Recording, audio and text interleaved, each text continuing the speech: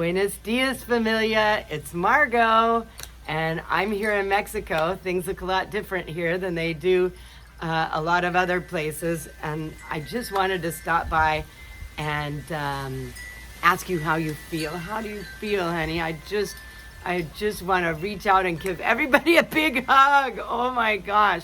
I really just want to give everybody a big hug. So here's this virtual hug to every single person on the planet. I just want to hug you all. So the first thing I want you to know is I know you're really stressed. I know maybe even more stressed than you've ever been in your life, and things are looking crazy. And the first thing I want you to know is that is not your fault. You haven't done anything wrong.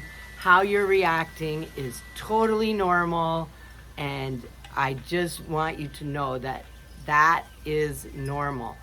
The evolution of humanity means that the people who were able to, get super stressed when they are faced with a mortal danger, which you feel like you're in mortal danger right now, and the ones who were able to run really fast or fight really hard or freeze so that they were undetected are the ones that survived to pass on in their DNA the innate ability to react to mortal danger with high levels of stress. That's not your fault. This is normal. And then, of course, our culture really supports that. So if you know me, or if you've seen any of my videos before, you know the first thing we're going to do is try to change how you feel right now really quickly. This is just going to take about 20 seconds. If you're holding your phone, prop it up so that you can do this along with me, and just put your fingertips on your temples and rub deeply, and then move your fingertips back to the back of your ears. So rubbing the place where your ears and your head hook together, kind of flattening your ears out like Dumbo, and just really scratch that good like your favorite pet. When you get to the bottom, we're going to move it out about 1/4 of an inch, and then 1/2 inch, and then an inch, and then another inch, and then another inch, till it meets in the back. And then we're going to come back to the ears again. So just do that a couple times, and then drag your fingertips down your throat, past your collarbone, and then just sit for a moment and notice how you feel. I bet money you just took a deep breath, right?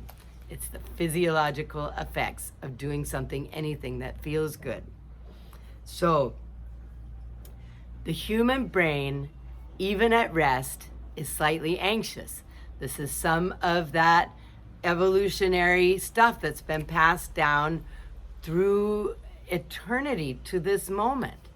And so even when stuff isn't crazy like this, from the moment we wake up till the moment we go to bed, most human beings are slightly anxious. And that anxiety creates a chemistry. It's actually your nervous system, the sympathetic nervous system, tells your body to exude the drugs of stress. So adrenaline, glucagon, cortisol, these ones that physically tense up our bodies, but also have an effect on our brains. They actually make us act without thinking and worrying about the past and the future. This is where we spend most of our time. Oh my God, I just heard, last week that so-and-so da-da-da-da-da. And oh my God, in the future, we're all gonna die. Oh my God, what's gonna happen? This is really what a lot of people are spending most of their time focused on right now. And I gotta tell you, it is not helping, because stress, and extreme stress especially, lowers your immune system. And since our mortal threat right now isn't a saber-toothed tiger or anything like that, our mortal threat right now is a virus. And people are gonna die, that is a fact. But being stressed about it and worried about it is actually making you more likely to get sick. So any kind of stress, and especially extreme stress, ask anybody, lowers your immune system. making you more susceptible to disease. But if you can raise your immune system by lowering your stress, and so I'm going to explain it a little bit more than I usually do today. So, whenever you do something, anything that feels good, like the Evo size that we just did in 500 billionths of a second, it takes your nervous system from that fight or flight pattern into rest and digest, like that. So it takes it, the drugs that are running our show, even when we're just under mild stress, are adrenaline, glucagon, cortisol, all that kind of stuff. And they have physiological effects on our body. And so, as I said, this is science is telling us the human brain at rest is slightly anxious, which lowers our immune system. And, but it's mild levels. But now let's throw a mortal threat in there. Let's say a saber-toothed tiger's about to jump on you, or a disease that is supposedly new coming at us and people are dying from it. That's mortal danger. And when you're in mortal danger, it's like somebody reaches out and turns the knobs on these really strong drugs up. So now you can really notice the physiological effects of stress and the drugs that it produces. So one of the first things that happens is your breathing becomes rapid and shallow to get oxygen to your muscles so you can run really fast or fight really hard. This is physiological response. Another physiological response is that the blood flow moves from the front of your brain, which is where conscious thought happens, to the back of your brain where you're going to act without thinking. If you got to think your way through fighting a tiger, you're going to lose, right? And so this is absolutely physiological stuff that is happening to us right now. And so it's not a saber-toothed tiger, but it's something else that we think might kill us or our loved ones, so we're freaking out, and this is normal. And so the physiological effects, like I said, are rapid shallow breathing, blood flow to the back of the brain, which is where we act without thinking. Think about the lady who supposedly lifted the car off of the kid. If she'd been thinking about it, she wouldn't have even tried it. In fact, if she had been thinking, she absolutely wouldn't have tried it. But the fact that she was successful also shows you the power of these drugs, right? You might be able to, defeat a saber-toothed tiger. And if your ancestors hadn't done it a time or two, you wouldn't be here, right? So it's been passed on in your DNA that this is how we respond to stress. But like I said, it lowers the immune system, and the immune system is your friend right now. You want to be doing everything you can to raise the immune system. And so we're super, super stressed. And when we ask the spiritual teachers, the ancient, gurus and monks and stuff like that, what do I do about my stress? Ask the current self-help groups, what do I do about my stress? And you know what their answer is? Their answer is to take a deep breath and think good thoughts, right? Take a deep breath and think good thoughts. Does that sound familiar? Has anybody tried that lately? Well, I'm telling you right now, that is not physiologically possible when you're stressed. It doesn't work.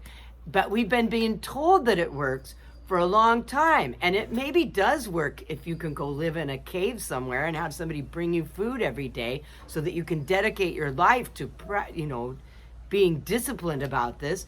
But hey, we're raising kids. We're going to work. We're trying to make money to go to more concerts, right? This is not a world where we can really dedicate our lives to teaching our nervous system to do something that is against its instincts. So I'm not against take a deep breath and think good thoughts. I absolutely think that's what's really needed right now. But I think there's a step missing. And that step is if you do something, anything that feels good, something as simple as just rubbing the back of your head and behind your ears and dragging that down your collarbone in 500 billionths of a second, you move from fight or flight to rest and digest. You move from adrenaline to opiates and oxytocin and endorphins and even THC, these drugs that your body manufactures to calm you down. And the number one first thing that happens is your breathing slows down. Now, every time you've done that, you've maybe noticed that I take an involuntary deep breath, and so did you. Every time you do something that feels good, you take an involuntary deep breath and your breathing slows down. That is physiological. You don't even have to know it's going to happen, and it happens.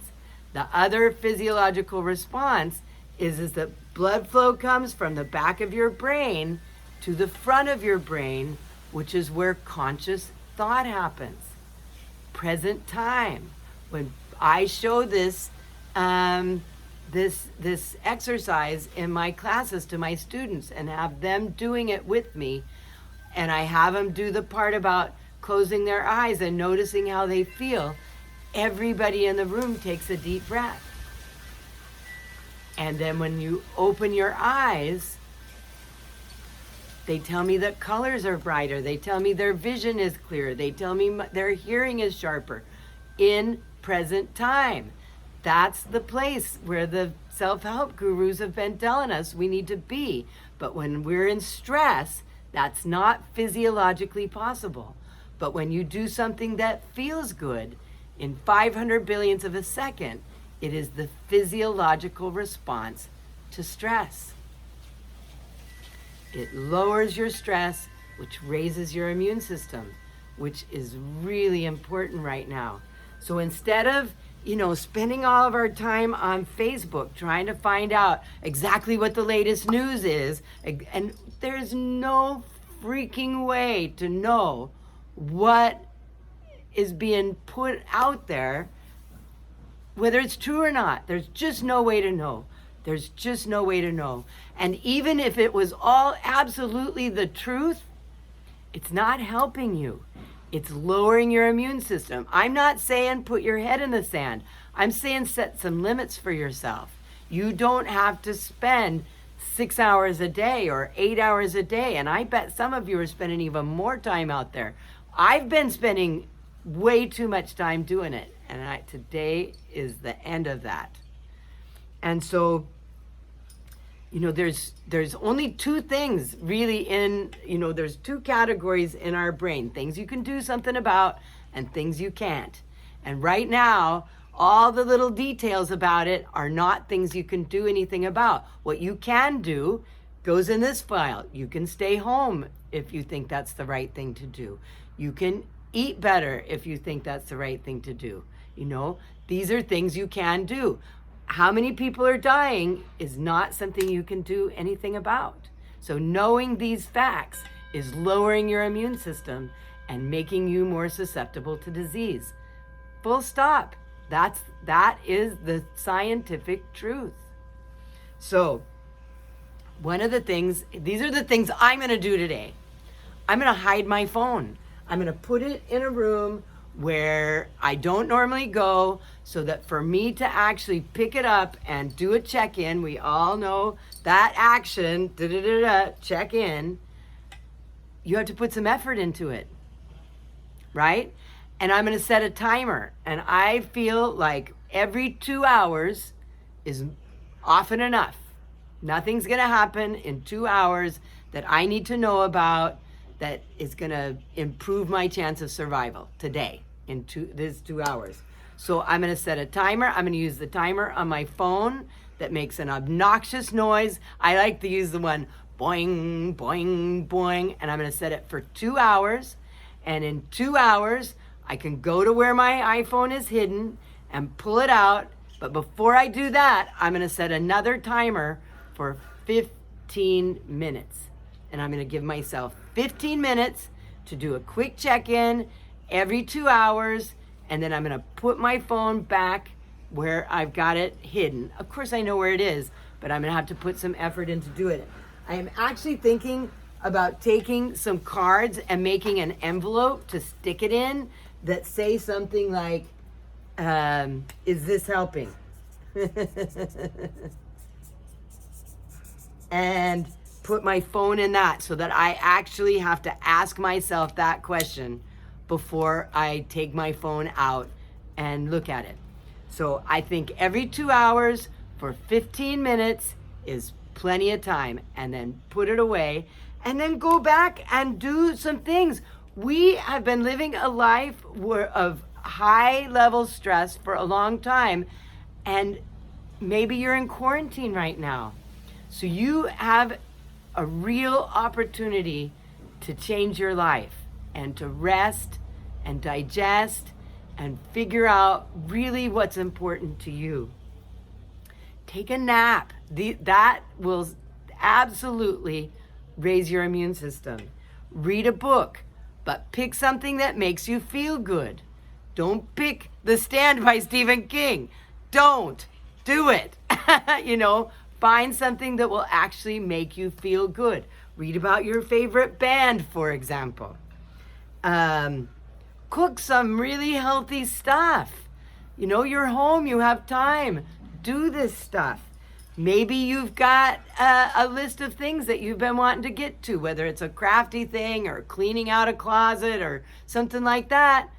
Do that today. Make a list. I call it a to-do list instead of a to-do list. And when you do the stuff on it, you get to say ta-da, which raises my immune system instead of, oh God, I've got to do these things, which lowers it.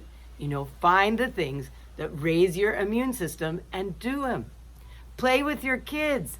Have fun. Have sex. Come on, you're home. You got if you're lucky enough to have somebody in quarantine with you, enjoy yourselves. This is the time to do that. Raise your immune system. Use whatever means necessary so that in 9 months you don't have stress born in the form of a baby if you don't want it, right? So, and this is a time for unity.